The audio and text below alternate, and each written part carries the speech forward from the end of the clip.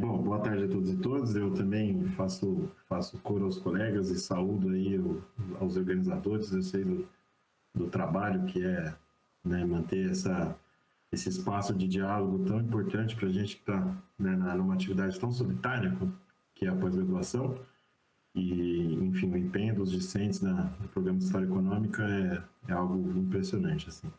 Então, saúdo os colegas pelas apresentações, pelas reflexões, e espero que a gente consiga dialogar aí ao final num bom debate. Eu trouxe aqui uma observação, né? Meu tema de trabalho é estratégias de desenvolvimento Brasil e México nos anos 2000, e aí, evidentemente, uma das questões do meu trabalho é fazer o balanço aí dos governos petistas. E uma questão que eu estou no momento, estou redigindo, estou na segunda parte da tese, né?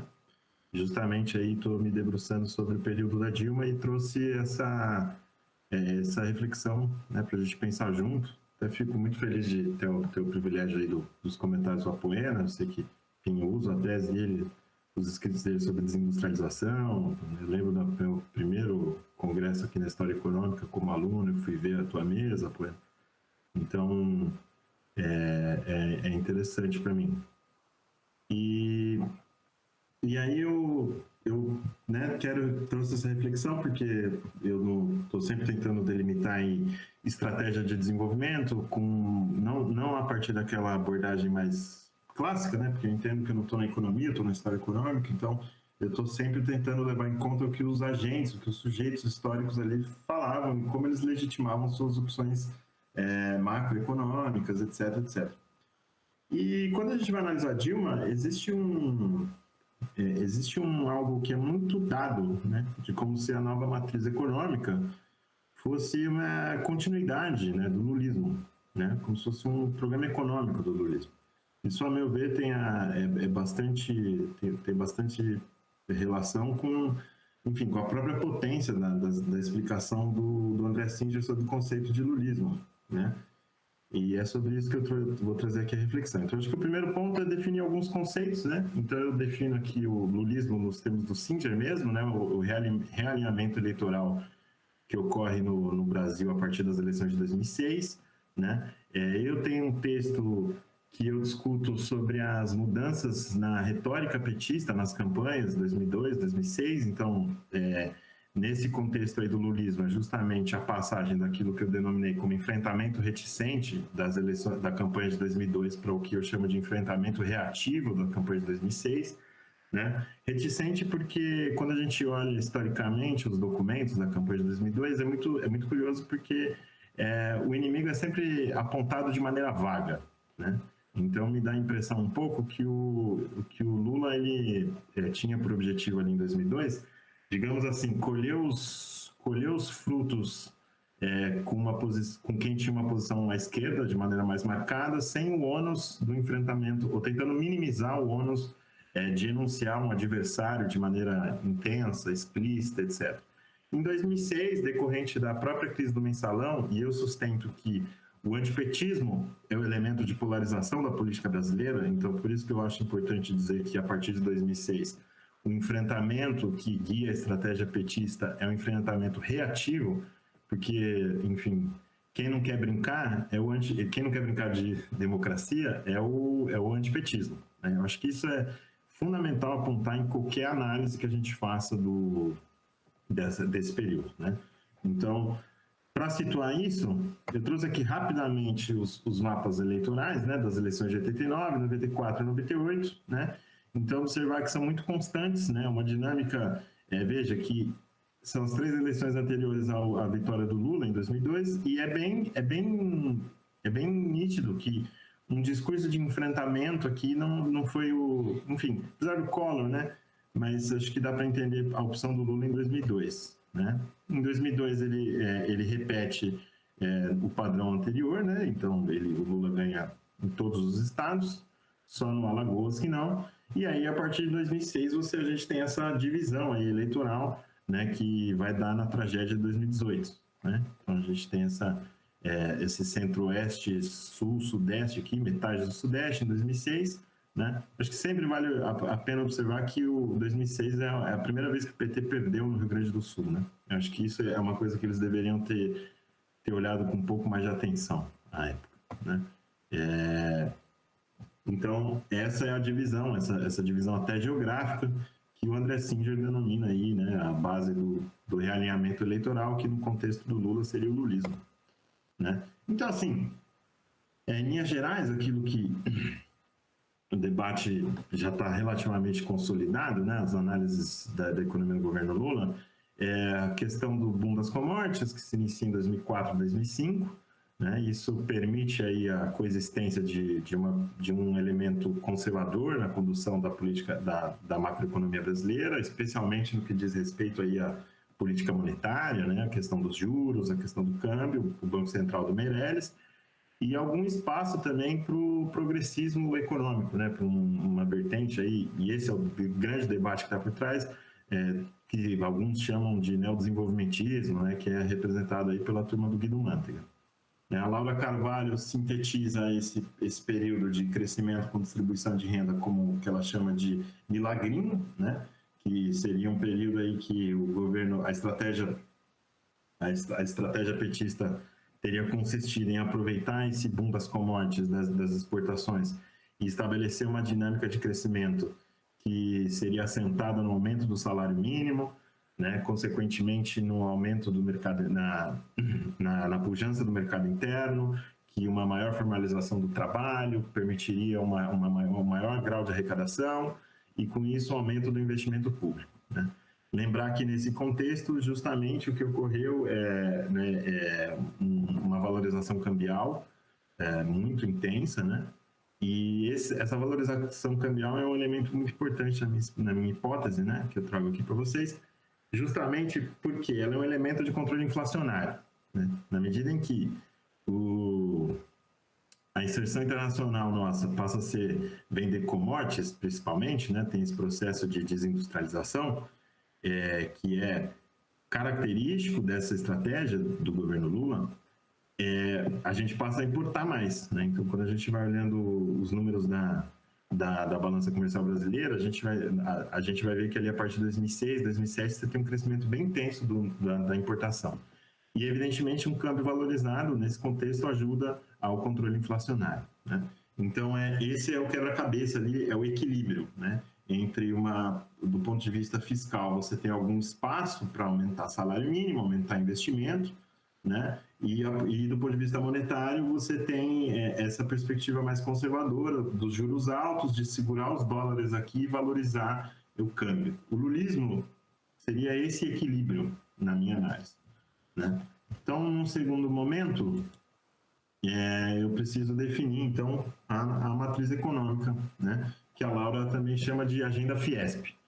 Então, o primeiro ponto que é importante é dizer que a nova matriz ela responde a dois problemas do lulismo, né? E aí essa é uma primeira observação que eu já trago para problematizar a pergunta lá do início, né? Se ela é um desdobramento, ela é uma resposta a dois problemas do lulismo, que seriam a desindustrialização e a questão dos juros altos, né? Então, enfrentar isso demandava justamente uma ideia de estímulo à indústria nacional e uma política de enfrentamento aos interesses financeiros, principalmente aí no que ficou conhecido como a batalha pelo spread bancário, né? Spread bancário é a taxa, basicamente é a diferença entre a taxa do que a gente paga para o banco e o que o banco receberia do juros se ele comprasse títulos da dívida pública, né? Então, quanto maior o spread, maior vantagem para o banco. E aí a Dilma operacionalizou uma política de que o Banco do Brasil e a Caixa Econômica Federal passaram a ofertar uma quantidade de crédito maior, e isso barateou, né, o custo aí, baixou o custo do spread. Evidentemente, isso não vem sem reação, como eu vou falar daqui a pouco. A questão do estímulo da indústria, aí você tem uma primeira questão, que é como a Dilma fez isso, né? E veja que as minhas observações aqui não obviamente eu não sou reticente a ideia de política industrial em si, pelo contrário, acho que é algo fundamental para um desenvolvimento de um projeto, enfim, de igualdade econômica ou qualquer coisa do tipo. A questão é que a Dilma pautou esse estímulo à indústria nacional em três, digamos assim, são três elementos os mais importantes. Primeiro, os preços controlados, administrados, né, principalmente a questão da energia. Então, você tem ali a bagunça da MP 579 de 2012, que vira lei em 2013, né, que ali você tem todo um sistema de negociação que, num primeiro momento, baixa a tarifa da energia elétrica em 20%.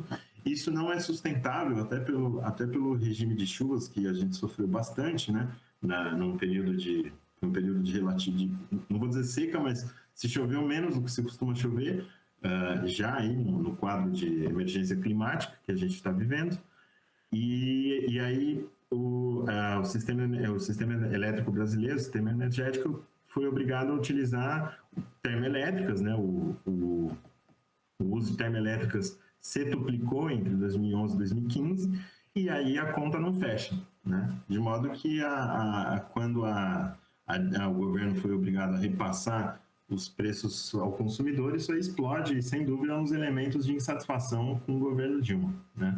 Você tem a política de conteúdos nacionais, né, que é a ideia de que, enfim, por exemplo, a Petrobras passa a ter, sei lá, vai comprar navio, então uma parte desse navio, ou desses navios, ou uma parte sei lá, de quem está construindo navio precisa ter uma cota de produtos nacionais. Isso eu acho que é uma iniciativa bem interessante.